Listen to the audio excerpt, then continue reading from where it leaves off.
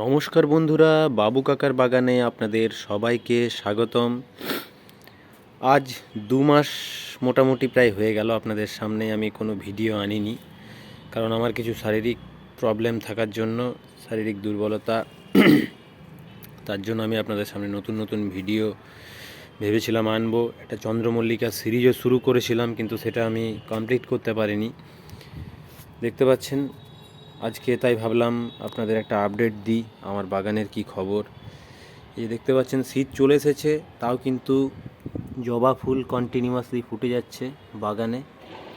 এবারে দেখাই চলুন আপনাদের আমার ওই চন্দ্রমল্লিকা গাছগুলো।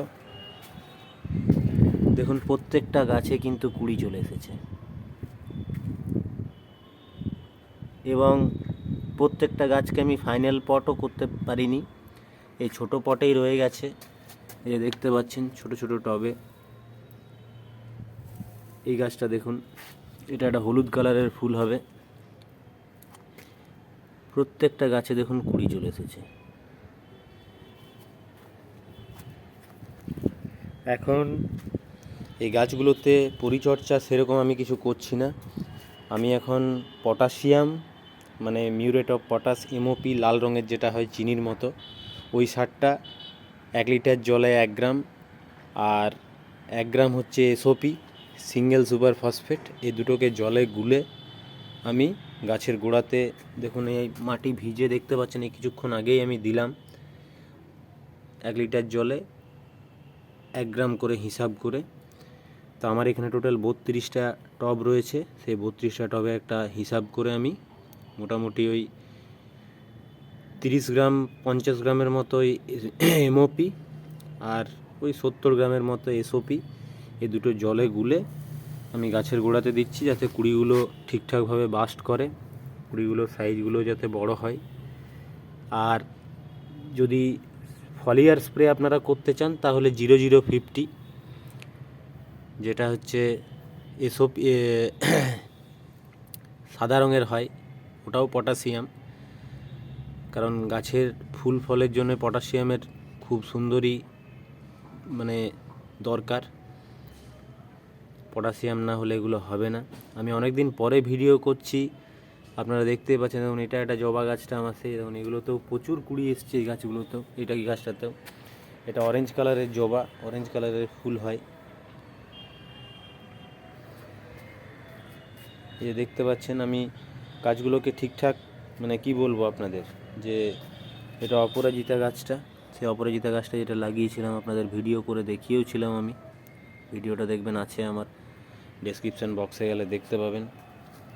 এটা সেই বেলি ফুল গাছটা, এটা ফুল শেষ হয়ে গেল, এখন তো শীতকালে সব ডরমেন্সিতে চলে যাবে, এখন আর ফুল পাওয়া যাবে না এগুলোর থেকে। এটা একটা পিটুনিয়া, দেখতে পাচ্ছেন গাছটা, এটা সবেই 10 দিন আগে লাগিয়েছি। গাছটা নিয়ে এসেছিলাম ছোট্ট চারা একটা, তো অসম্ভব গ্রোথ ভালো নিচ্ছে, দেখতে পাচ্ছেন আপনারা। সর্ষের খোল ভেজা জল সপ্তাহে একবার করে দিয়ে, দেখতে পাচ্ছেন সর্ষের খোলে দেখুন পড়েও রয়েছে, নিচে দেখতে পাবেন আপনারা, এই যে সর্ষের খোল ভেজা জল।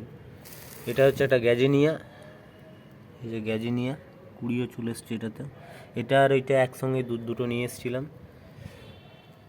আর এইগুলো আমার সেই বড় চন্দ্রমল্লিকাগুলো, যেগুলো আমি ফাইনাল পট বড় টবে করেছিলাম।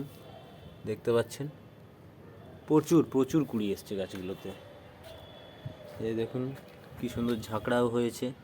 এগুলো আরও পিঞ্চিং করা যেত, কিন্তু আমার শরীর খারাপ থাকার জন্য আমি সেইভাবে গাছগুলোর পরিচর্যা করতে পারিনি। এ দেখুন এক একটা ডালে দেখুন 6টা 7টা করে দেখুন কুড়ি এসছে। দেখায় আপনাদের, দেখুন চন্দ্রমল্লিকা নিয়মিতাই, যত পিঞ্চিং করব আমরা তত বেশি ফুল পাবো। এটাও একটা পিটুনিয়া, এগুলো সবাই একসাথেই নিয়ে এসেছিলাম। এই গাছটা পোকাতে খেয়ে দিচ্ছে, তাই কাকা স্প্রে করছি মাঝে মধ্যে। এই দেখতে পাচ্ছেন এটা সে আমার মাদার প্ল্যান্টটা, এটা এই প্লাস্টিকের এইটাতেই রয়ে গেছে, দেখুন প্লাস্টিকের এই বালতিটাতে, এটাও মাদার প্ল্যান্টটা, এটা থেকে চারা বানিয়েছিলাম, ওখানে আছে। এটা প্রচুর প্রচুর কুড়ি এসছে, দেখুন অসম্ভব পরিমাণে কুড়ি এসছে। দেখুন প্রত্যেকটা ডালে কত কত কত কুড়ি এসছে। এবার এই কুড়িগুলোকে আমাকে ঠিকঠাকভাবে বাস্ট করাতে হবে। কিছু সবজিও ভেবেছিলাম এবছর করব, কিন্তু সেইভাবে আর হয়ে ওঠেনি। এটা একটা দেখুন, এই দেখুন বেগুন গাছ লাগিয়েছি, দেখুন ফুলও চলে এসছে বেগুন গাছটাতে, দেখতে পাচ্ছেন। এটা বেগুনি কালারের হবে, পার্পল কালারের যে বেগুনটা হয় ওই বেগুনটা, গোল। এটা দেখুন গ্রো ব্যাগের মধ্যেই আছে। আর এখানে আছে কিছু ধনে পাতা আর পালং শাক দিয়েছি। পালং শাকগুলো জানি না কী কারণে হয়েছিল, কিন্তু হঠাৎ দেখছি মরে যাচ্ছে গাছগুলো। এই কটাই এখনও পর্যন্ত বেঁচে আছে, কিন্তু ধনে পাতাটা অসম্ভব ভালো হয়েছে। দেখুন ধনে পাতা, এটা ধনে পাতা, এটা সেই সোলারের যে পেটিগুলো হয় সেগুলোর ফ্যান থাকে যেগুলোতে, ফ্যানের সোলারের পেটিতে দিয়েতেই বসিয়ে দিয়েছি। দেখুন অসম্ভব সুন্দর, শীতকালে খাওয়া হয় আর কি, বাড়িতে থাকে যদি হয় তো। এটা পালং শাকটা, দেখুন টমেটো, এটা চেরি টমেটো, এই দেখুন ধরেও আছে অলরেডি, দেখায় আপনাদের। এই দেখুন ধরেছে, এই দেখুন ধরেছে, এই দেখুন চেরি টমেটো। এগুলো এখনও প্রচুর ফুল আসছে গাছে, দেখতে পাচ্ছেন। ওইখানেও একটা আছে টমেটো গাছ, দেখুন এটা তো ধরেছে, দেখায় আপনাদের, দেখতে পাবেন তাহলে। এই দেখুন ধরেছে টমেটো। এখন বেশি সার জল আর দেওয়া যাবে না চন্দ্রমল্লিকাতে, তো একদমই না। এখন শুধু আমি জল দিয়ে যাচ্ছি, জল দিয়ে পরিচর্যা করছি শুধুমাত্র।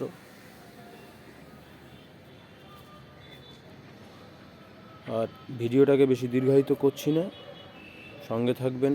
ভিডিওটা ভালো লাগলে লাইক, শেয়ার, কমেন্ট করে জানাবেন আপনাদের যদি গাছ সম্পর্কিত কোনো প্রবলেম থাকে, চন্দ্রমল্লিকা সম্পর্কিত। কারণ আমার ছাদ বাগানে অলরেডি 33খানা ভ্যারাইটি আছে এখনও পর্যন্ত। যদি পরের বছর কারো চারারও দরকার পড়ে আমার সঙ্গে যোগাযোগ করতে পারেন। আজকের মতো এখানেই ভিডিওটা শেষ করছি, ধন্যবাদ।